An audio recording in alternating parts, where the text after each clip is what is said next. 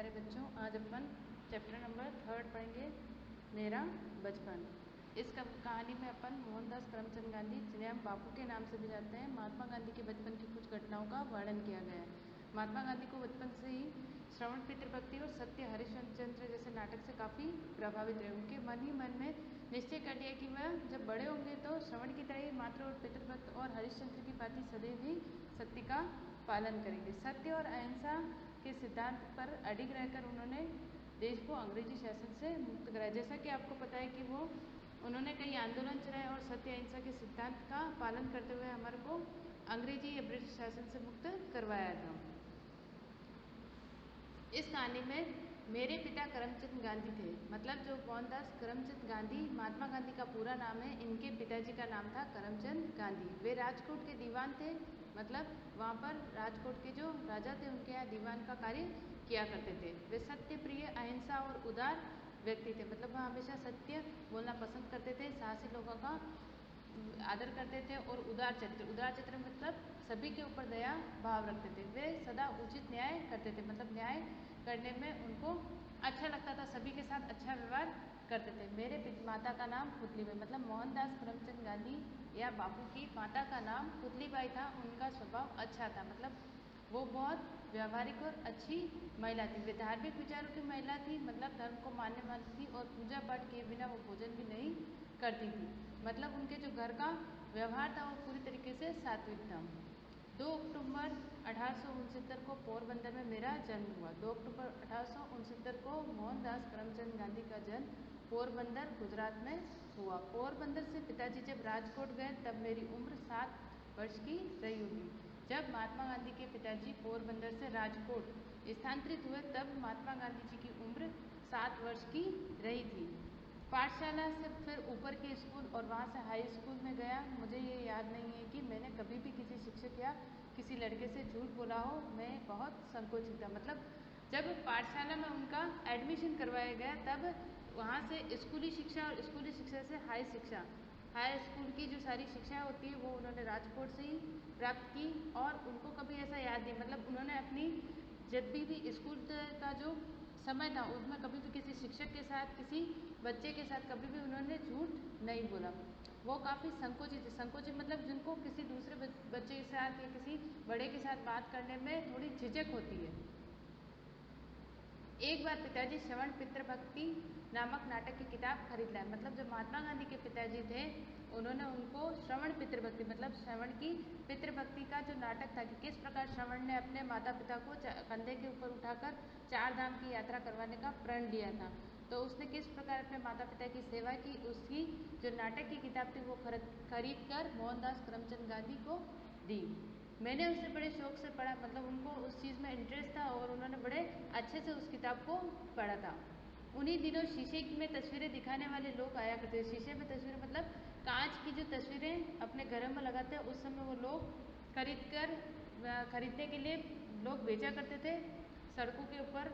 उसी में उन्होंने तभी मैंने अपने अंधे माता पिता को बहंगी में बैठा कर ले जाने वाले श्रवण कुमार का चित्र देखा, मतलब उन्हीं में उन्होंने किसका देखा, अपने माता पिता को कंधे पे बहंगी मतलब जो टोकरियाँ होती है उसमें बैठाकर 4 धाम की यात्रा करवाते हुए श्रवण कुमार का चित्र उन्होंने सबसे पहले महात्मा गांधी ने उसमें देखा था। इन बातों का मेरे मन पर बहुत अधिक प्रभाव पड़ा और क्योंकि वो बच्चे थे तो उस चीज़ से वो इतने प्रभावित हुए कि उनको ऐसा लगा कि उनको बड़ा होकर श्रवण कुमार की तरह ही बनना है। मतलब उसी समय उन्होंने मन ही मन ये निश्चय कर लिया कि वे भी बड़े होकर कैसे बनेंगे, श्रवण कुमार की तरह ही बनेंगे, उसी की तरह अपने माता और पिता की सेवा करेंगे।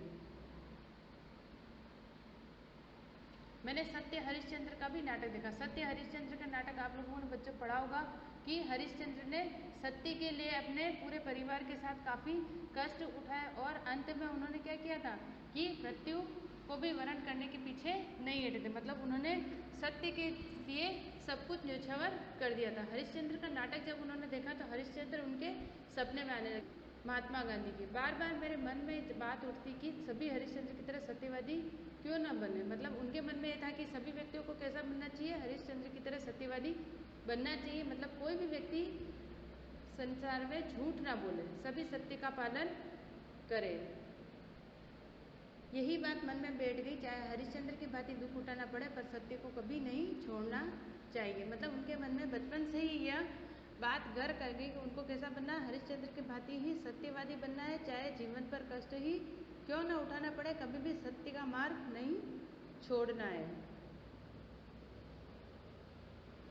जब मैं केवल 13 वर्ष का था तभी मेरा विवाह कस्तूरबा के साथ हो गया था। मतलब जब महात्मा गांधी 13 वर्ष की आयु में थे तभी उनका विवाह कस्तूरबा गांधी से हुआ था। मगर मेरी पढ़ाई चलती रही। 5वीं और 6ठी कक्षा में तो छात्रवृत्ति भी मिली थी। मतलब जब वो छोटे थे, छोटी उम्र में उनकी शादी करवा दी गई और जब उनकी पढ़ाई जो थी वो भी कंटिन्यू चलती रही। 5वीं और 6ठी कक्षा में उनको छात्रवृत्ति मिली, मतलब स्कॉलरशिप भी मिली थी। अपने आचरण की ओर मैं बहुत ध्यान देता था। मतलब उनका जो आचरण कैसा है, मतलब कहते हैं ना कि जिसका आचरण जैसा होता है लोग उसी से उतना ही प्रभावित होते हैं। जैसे जो बच्चा अच्छा व्यवहार करता है तो लोग उसकी प्रशंसा करते हैं, जो बच्चा बुरा व्यवहार करता है तो लोग उसकी निंदा करते हैं। तो महात्मा गांधी इस चीज़ को लेकर काफ़ी संयमित थे। वो आचरण इस प्रकार से अपने आचरण के ऊपर बहुत ध्यान देते थे कि लोग उनका आचरण ऐसा हो कि लोग उनसे क्या हो, प्रभावित हो। और इसमें यदि कोई भूल हो जाती तो मेरी आंखों से आंसू भर जाते। अगर उनको गलती से भी उनको ऐसा लगता है कि उनसे किसी से भूल हो गई है, ऐसा कुछ हो गया है जिससे किसी का मन आहत हुआ, तो वो क्या उनके आंखों से आंसू आ जाते। शिक्षक का कुछ कहना ही मेरे लिए असह्य हो जाता। मतलब कुछ बच्चे ऐसे होते हैं जिनको टीचर कुछ डांट देता है या कुछ बोल देता है तो भी वो क्या है रो लेते हैं। तो जो महात्मा गांधी थे उनका मन भी ऐसे ही था कि कुछ कहने से और उनको ऐसा लगता है कि उनसे गलती हुई है और कुछ उनको डांटा जाएगा, उससे पहले वो क्या करते थे, रोने लग जाते थे। अपने से बड़ों तथा शिक्षकों को अप्रसन्न होना मुझसे सहन नहीं होता। मतलब अगर उनको ऐसा लगता है कि उनसे बड़े या उनके शिक्षक या गुरु है, अगर उनसे बिल्कुल खुश भी नहीं है तो उनको ऐसा लगता था कि उनसे बहुत बड़ी गलती हो गई है, ऐसा उनके मन में उन भाव उत्पन्न होता था। मैंने पुस्तकों में पढ़ा था कि खुली हवा में घूमना स्वास्थ्य के लिए लाभकारी होता है। मतलब महात्मा गांधी बचपन से ही पर्यावरण के प्रति आकर्षित थे और उनको पुस्तकों में भी ऐसा पढ़ा था कि जो बच्चा मतलब स्वस्थ रहना है तो हमें खुली हवा में घूमना चाहिए। तो यह बात मुझे अच्छी लगी और तभी से मैंने सैर करने की आदत डाल ली। मतलब बचपन से ही उनको ऐसा लगता था कि खुली हवा में घूमने से क्या होगा, हमारा स्वास्थ्य अच्छा होगा। सैर करना भी एक प्रकार का व्यायाम ही है। मतलब अगर आप सैर करते हो तो आप एक प्रकार का क्या कर रहे हो, व्यायाम ही कर रहे हो। इससे भी क्या होता है, आपका शरीर मजबूत होता है। मतलब जो बच्चा अगर एक्सरसाइज नहीं करता है और खाली घूमता है मतलब वॉक पे जाता है तो वो भी क्या एक प्रकार की एक्सरसाइज ही कहलाएगी। एक भूल की सज़ा मैं आज तक पा रहा हूँ। पढ़ाई में अक्षर अच्छे होने की ज़रूरत नहीं, यह गलत विचार मेरे मन में इंग्लैंड जाने तक रहा। मतलब उनका ये मानना था कि अगर आपकी हैंडराइटिंग अच्छी नहीं है तो पढ़ाई आनी ज़रूरी है, ठीक है, ऐसा उनका मानना था। और इसकी सज़ा उनको कहाँ मिली, मतलब ऐसा जो विचार था, उनकी जो गलती थी उसकी सज़ा उनको भूल का एहसास कहाँ हुआ, जब वो इंग्लैंड गई। उनका यह मानना था कि अक्षर अच्छे हो ना, इसकी कोई ज़रूरत नहीं, आपके मन में क्या होना चाहिए, पढ़ाई ज़्यादा होनी चाहिए। आगे चलकर दूसरों के मोती जैसे अक्षर देखकर मैं बहुत पछताया। मतलब जब उनको लगा कि जब वो इंग्लैंड गए तो उन्होंने कैसे देखे कि दूसरे तो बहुत अच्छी हैंडराइटिंग में लिखते हैं, मोती जैसे अक्षर जमा जमा के लिख रहे हैं और उनके अक्षर कैसे थे, पूरे होना अपूर्ण हो शिक्षा की निशानी। बुरा होना मतलब अपूर्ण शिक्षा की निशानी कैसे हुआ कि मतलब उनको आता तो बहुत कुछ था लेकिन जब वो लिखने जाते तो उनकी हैंडराइटिंग ऐसी थी कि उसमें बहुत रफ वर्क होता था। तो लोग क्या करते थे, उससे उनको परेशानी होती थी, लोग उनकी निंदा करने लगे। बाद में अपने अक्षर सुधारने का प्रयत्न किया लेकिन उन्होंने क्या ठाना कि मेरे को अपनी हैंडराइटिंग क्या करनी है, अक्षरों को सुधारने का प्रयत्न करना है, इसलिए उन्होंने उस पर भी क्या किया, प्रयास किया। परंतु पक्के घड़े पर कहीं मिट्टी नहीं चढ़ सकती। मतलब अगर तुम पक्के घड़े पर और मिट्टी चढ़ाने जाओगे तो वो नहीं चढ़ सकती। ये मुहावरा इसका मतलब है कि अगर बड़े होने पर तुम सुधार करना चाहोगे तो उस चीज़ में सुधार नहीं कर सकते। जैसे अभी आप बच्चे हो और अभी आपको कोई अपनी हैंडराइटिंग से रिलेटेड या फिर अपनी पढ़ाई से रिलेटेड जो भी सुधार करना है तो अभी क्या है, आप नई चीज़ सीख सकते हो, उसमें जोड़ सकते हो। लेकिन अगर आप बाद में बड़े होने के बाद अगर आप प्रयास करते हो तो आपको काफ़ी मेहनत करनी पड़ेगी और हो सकता है कि उसमें उतना सुधार नहीं हो जितना अभी हो। सुलेख शिक्षा का एक ज़रूरी अंग है। मतलब अच्छी हैंडराइटिंग भी शिक्षा का एक ज़रूरी अंग है। ज्ञान होना मतलब ज़रूरी नहीं कि आपको बहुत ज़्यादा शिक्षा के बारे में पता होगा, आपको सब कुछ याद है, लेकिन अगर आपकी हैंडराइटिंग अच्छी नहीं है तो आपके क्या होंगे, मार्क्स कट जाते हैं। उसके लिए चित्रकला सीखनी चाहिए। मतलब अगर बच्चे की ड्राइंग अच्छी है तो उसके सुलेख या हैंडराइटिंग भी अच्छी हो जाएगी। बालक जब चित्रकला सीखकर चित्र बनाना जान जाता है तब यदि अक्षर लिखना सीखे तो उसके अक्षर मोती जैसे हो जाते हैं। जैसे मतलब अगर आप ड्राइंग बना रहे हो, ठीक है, तो उसमें क्या आपको लाइनों का सीधा आकार बनाना सीखना होता है, तभी आपका चित्र बनेगा। और जब आप ड्राइंग सीखते हैं तो आपके जो अक्षर हैं वो भी कैसे हो जाएंगे, मोती जैसे होंगे, क्योंकि उसमें आप सारे अक्षर किससे बने हुए, लाइनों से या फिर सर्कल से, और उसी से आपके चित्र बन रहे हैं। तो आपके जो अक्षर है वो भी कैसे बन जाएंगे, मोती जैसे बन जाएंगे। मतलब अगर आपको हैंड राइटिंग सुधारनी है तो पहले सीधी, आड़ी और गोलाकार लाइनों को बनाना सीखना होगा। मेरे संस्कृत शिक्षक काम लेने में बड़े सख्त थे। काम लेने में सख्त थे मतलब बड़ा सख्ती से, मतलब स्ट्रिक्ट थे। उनको जो भी काम करना होता वो क्या करते थे, अपने समय से काम का पूरा करवाते थे। फारसी के शिक्षक के नरम थे। फारसी के जो शिक्षक थे उनके वो काफ़ी नरम स्वभाव के थे, मतलब बच्चों के साथ अच्छा व्यवहार करते थे। विद्यार्थी आपस में बात करते कि फारसी बहुत सरल है, यह सुनकर मैं लज्जाया और एक दिन फारसी की कक्षा में जा बैठा। मतलब जब उनको लगा उनका सब्जेक्ट संस्कृत है, लेकिन संस्कृत के जो टीचर थे वो काफ़ी कठोर स्वभाव के थे, और जो फारसी के शिक्षक थे वो काफ़ी अच्छा बच्चों के साथ व्यवहार करते थे। और जब बच्चों ने आपस में ऐसी बातचीत की कि फारसी के शिक्षक बहुत अच्छे से पढ़ा, तो उनका मन गांधी जी का भी ये ललचाया कि मैं भी क्या देखूँ, एक बार उन टीचर के साथ पढ़ के देखो। इसीलिए वो कहाँ जाके बैठ गए, फारसी की कक्षा में जाके बैठ गए। ये देखकर संस्कृत शिक्षक ने मुझे बुलाया और समझाया, तुम्हें संस्कृत समझने में कोई कठिनाई हो तो मुझे बताओ। मतलब जब ऐसा देखा गया है कि जो उनके संस्कृत के टीचर थे उन्होंने उनको बुलाया और समझाया कि जब अगर तुमको संस्कृत समझने में नहीं आ रही है या कोई कठिनाई आ रही है तो तुम किससे बात करो, मुझे बताओ। मैं तो सब विद्यार्थियों को अच्छी तरह संस्कृत पढ़ाना चाहता हूँ, आगे चलकर उसमें ही रस है। मतलब अगर तुम इसमें ही आगे पढ़ोगे तो तुमको इसमें भी क्या आएगा, रस आएगा, इसमें भी इंटरेस्ट आने लग जाएगा। हिम्मत ना हारो, तुम फिर मेरी कक्षा में आकर बैठो। मतलब उनके जो टीचर थे उन्होंने समझाया अगर तुमको संस्कृत नहीं समझ में आ रही तुम मेरे से बात करो, अपन उसको और इंटरेस्टिंग तरीके से और अच्छे से पढ़ेंगे। अगर फिर भी तुम हिम्मत हार जाओगे तो फिर अपन प्रयास करेंगे, तुम मेरी कक्षा में आकर बैठो।